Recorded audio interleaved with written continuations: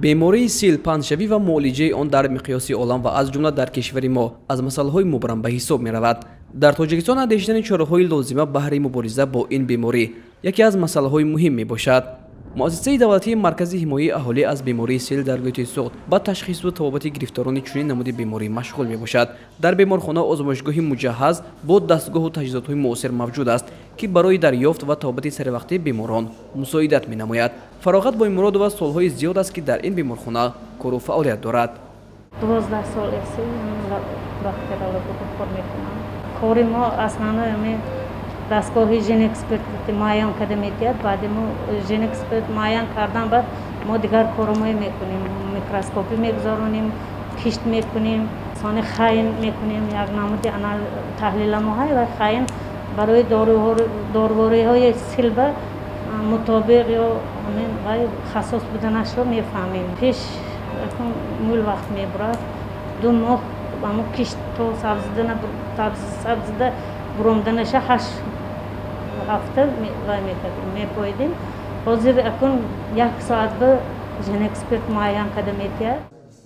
ба иттилои масъулин дар беморхонаи мазкур 28 нафар табибон кору фаъолият менамоянд. қайд кардан ба маврид аст ки дар сатҳи вилоят ҳамчунин 3 адад беморхонаи байниноҳиявӣ дар шаҳрҳои панҷакент, исфара ва ноҳияи масчоҳ фаъолият дорад. ҳамчунин аз ҷониби 18 адад марказҳои ҳимояи аҳолӣ аз бемории сил дар 18 шаҳру ноҳияи вилояти суғд корбарӣ карда мешавад. айни замон дар беморхона 125 нафар беморон ба табобат фаро гирифта шуданд. имрӯз ман ба 7 рӯз шуд ӯпкаи обаша гирифтанд. من آنچه ایسی نقض من نکنم ریسی نقض لیچینی کار شدن لیچینی هایی نقض کردن آمده آنچه نقض شدم من نفسم نبرومد نفسم سوش شد نفس کشن نفسم روی می اوپکم در کرد نفس کشته نتونستم دکتر خودم مراجعت کردم و یوم در من اسم مراجعت کردم شما روید نقض میشد گفتن من ترسیدم من گفتم همه من چیزی میگفت گفتم من یگان خیلی کسل میگفت می گفتن نمیرم گفتم دکتر گفتن که نه شما نه خیلی کسلا نیست یک بار شما روید آبش گرد اونجا میفهمد گفتن الان شما گرفتن همش نقض. با اطلاع مسئولین تمامی سال 2020 452 نفر بیماران سیل شش به قید گرفته شدند که از این 301 نفرشان با طور باکتریولوژی تصدیق شدند. این نشان داد در سال 2015 681 نفر و بیمارانی با طور باکتریولوژی تصدیق شده 403 نفر را تشکیل میداد. در بیمارخانه توبات رایگان براه مانده شده طبیبان منتظم بیماران را نظارت مینمایند. نمود این بیماری شوشی و غیر شوشی تقسیم کرده شدگی بیماری سیل شوشی هست میکروب خارج کننده. بیماران سیل غیر شوش این سیل استخوان، سیل غدودها، سیل عضوهای درونی یعنی گرده، روده میتواند بیماری سیل گرفتار شود.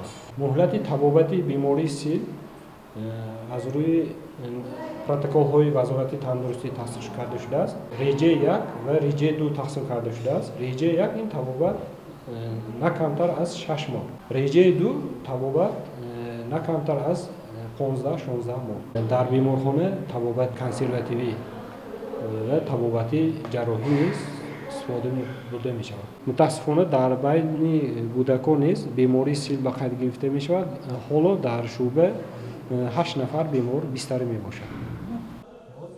در این بیمارخانه بیماران از منطقه‌های گوناگون ولایت بستری کرده شدند. سریع وقت گرفتن تبابت و ادامه دادن آن امکان می‌دهد که بیمار دوره به دوره بهتر گشته شفا یابد. بی‌پروایی، سریع وقت مراجعت نکردن به طبیبان و منتظم ادامه ندادن تبابت می‌تواند پیامدهای ناگوار داشته باشد. خانواده یک هفته میخه تابکار خور رفتم. نقشده میبرم گفته پراستامول خوردگی من.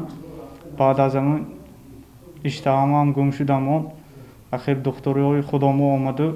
من اینجا با گسیل کرده آورده خداشان خوابونده برفتم.